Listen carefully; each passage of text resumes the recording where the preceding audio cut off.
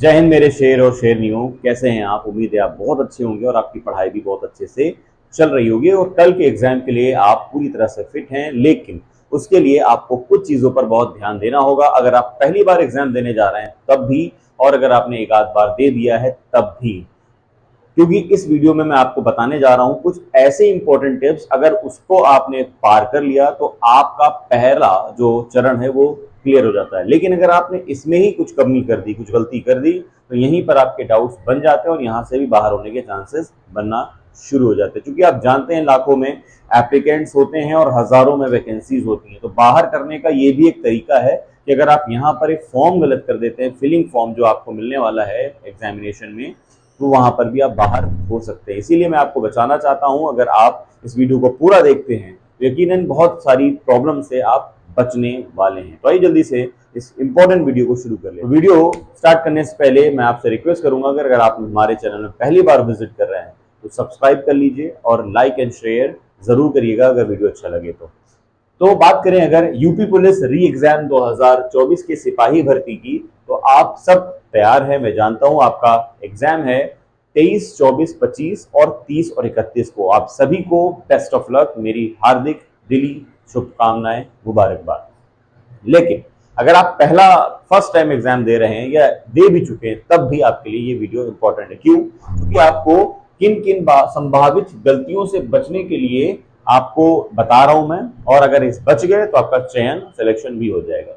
जैसे सबसे इंपॉर्टेंट चीज यहाँ पर है, ठीक है, आप किसी भी अगर एक्सपीरियंस जो पेपर दे चुके जो सिलेक्टेड लोग हैं, बहुत सारे मेरे बच्चे जो है यूपी पुलिस में हैं, एसआई हैं और सिपाही हैं, लेकिन उसमें से जो सबसे बड़ी गलती अक्सर बच्चे कर देते हैं वो यहाँ पर है। रोल नंबर फिलिंग है आपका, कोई सब आप बहुत मायने रखने लग गया है। ठीक है, तो मैं कुछ इंपॉर्टेंट चीजें आपको बताने वाला हूँ। करीब आपके पास 7-8 पॉइंट हैं जिनको आपको बहुत ध्यान देना है। ठीक है, सबसे पहला काम, आपका जो एडमिट कार्ड है उसको अभी निकाल के रख लीजिए और किसी भी हाल में एडमिट कार्ड की एक कॉपी आपके पास होनी चाहिए। आपके पास आईडी ओरिजिनल प्रूफ होना चाहिए और एक आधार, आप जो है एक जेरोक्स भी करा के रख लें। जैसा मांगा गया है वैसा वहां पर काम करें। फोटो आपके पास एक अपनी होनी चाहिए, वो भी लेटेस्ट। ये तो 2-3 पॉइंट आपके पीछे एडमिट कार्ड में लिखे होंगे, वो आपने कर लिए होंगे। ठीक है, अगर ये भी नहीं किया है तो फटाफट आप अभी से इसको कर लीजिए। ब्लैक या ब्लू पेन में से मिनिमम 2 पेन जरूर रखिएगा। ब्लैक रखिए चाहे ब्लू रखिए या दोनों रखिए, लेकिन जरूर रखिएगा, अच्छे रखने चाहिए। और मोटे बॉल पेन रखिएगा, ब्लू या ब्लैक, जिसका जो सर्किल जल्दी कर लेता हो। ऐसा नहीं डॉट वाला रखिएगा, बहुत पॉइंट जो चलता हो वो मत रखिएगा। ठीक, तो अब सबसे पहला पॉइंट है कि यहाँ पर आपको ऐसे 3 कोड दिखाई देने वाले हैं जो आपको भरने के लिए कहा जाने वाला है। ठीक है, अगर आप फर्स्ट टाइमर है तो समझिए, सपोज दैट ऐसा एक कोड होगा जिसमें आपको भरना होगा परीक्षा केंद्र कोड। ये आपको आपके एडमिट कार्ड में लिखा मिलेगा। फिर भी अगर आप ना समझ पाए तो गलत मत भरिएगा। अपने इन्विजिलेटर, अपना जो एग्जाम सेंटर में जो टीचर होगा उससे आप कहिएगा, वो आपकी हेल्प कर देगा।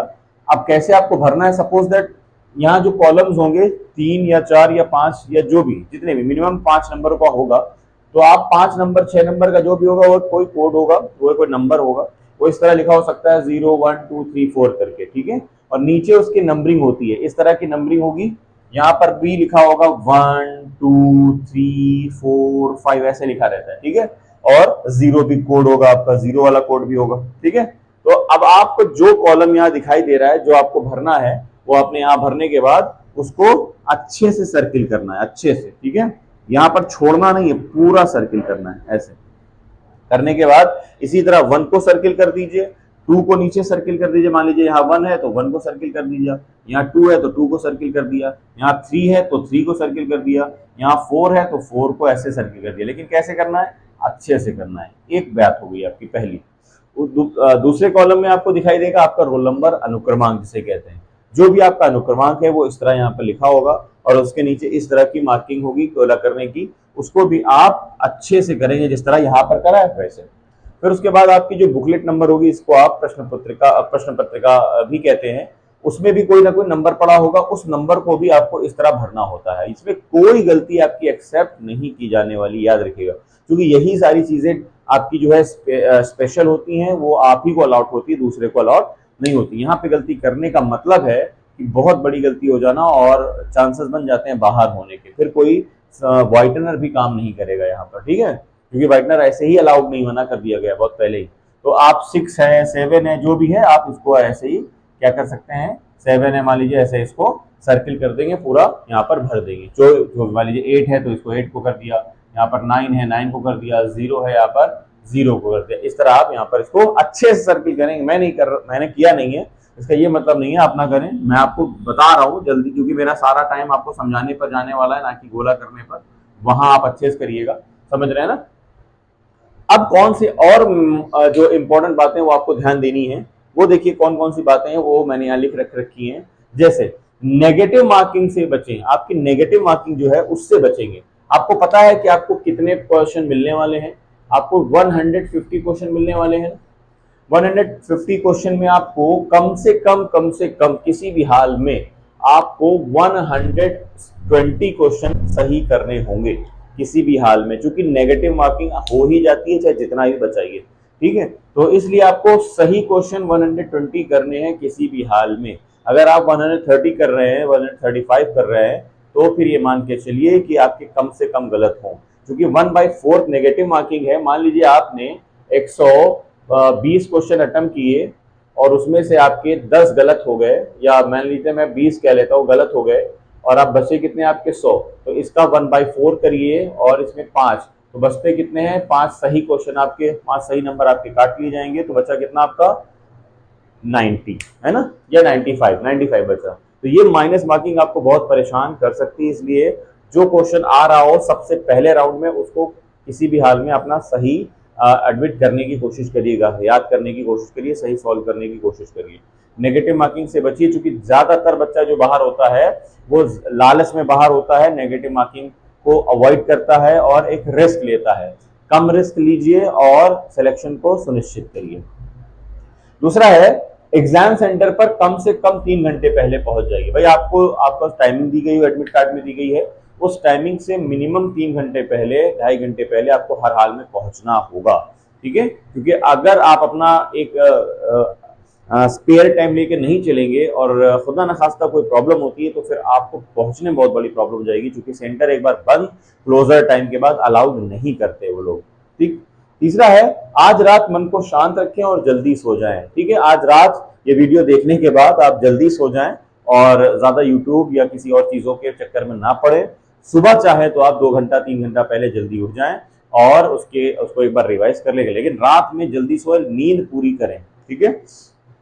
अब नेक्स्ट पॉइंट है सबसे पहले जो पोर्शन पर आपका कमांड हो उसको करें।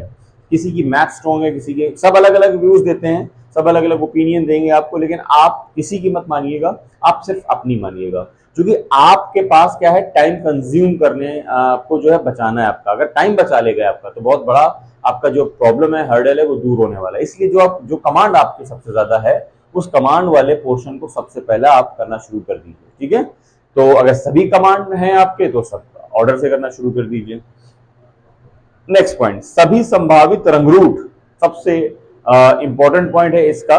सभी जितने भी संभावित रंगरूट है जो आप देख रहे हैं, आप जब सेलेक्ट हो जाएंगे तो आपको रंगरूट कहा जाएगा, ठीक है। मतलब ज्वाइनिंग से, मतलब जो आप परमानेंट सिपाही जो बनेंगे, आपको जो वर्दी मिलेगी उसके पहले की जो टाइमिंग है उसको रंगरूट कहा जाता है, ठीक है।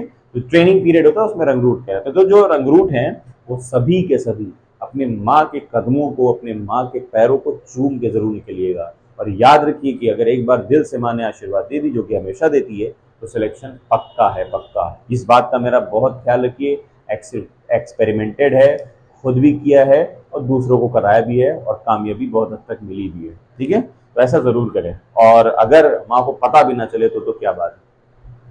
दूसरा, किसी अफवाह पर ध्यान न दें। आपको एग्जामिनेशन सेंटर के बाहर या एग्जाम देने के बाद किसी तरह की कोई अफवाह मिलती है कि ये हो गया है, वो हो गया है, लीक हो गया है, शीक हो गया है, आप कतई ध्यान ना दें। आप अपने घर पहुंचे शांति से, किसी तरह की अफवाह पर ध्यान ना दें, अराजकता वाले माहौल का हिस्सा ना बने। घर पहुंचे और घर पहुंचने के बाद किसी ऑथेंटिकेटेड न्यूज पर ही अपना रिएक्शन दें, वरना तब तक आप चुपचाप बैठें और एक सही चीज का इंतजार करें, ठीक। तो आप क्या करने वाले हैं, आप इन पॉइंट्स को अगर रख ले गए अपने दिमाग में, तो आपका सिलेक्शन कोई रोक नहीं सकता, मैं गारंटी दे रहा हूं आपका। और जो आपने पिछले कई महीनों से तैयारी की है उसका रिजल्ट का टाइम आ चुका है। भीड़ भाड़ से बचें। कल अगर आप ट्रेन का सफ़र कर रहे हो तो ट्रेन में खुद भी आप जो है प्रोटेक्टेड रहें और दूसरों को भी प्रोटेक्ट करें। हो सकता है बहुत भीड़ मिले आपको, तो महिलाओं का खास तौर से ध्यान रखें, अपनी सीट उनको देने की कोशिश करें और किसी भी हाल में आप बिहेव ऐसा रखें कि आप लगें कि आप आने वाले दौर में आप एक जिम्मेदार सिपाही कांस्टेबल बनने वाले हैं। ठीक है। आई होप कि सारी बातें आपको समझ में आ गई होंगी, सब क्लियर हो गया होगा। फिर भी कहीं कोई डाउट है तो आप कमेंट बॉक्स में कमेंट करके पूछ सकते हैं। लेकिन प्लीज़ सब्सक्राइब करना मत भूलिएगा और हाँ, लाइक और शेयर तो ज़रूर करिएगा। चलिए मिलते हैं नेक्स्ट वीडियो में।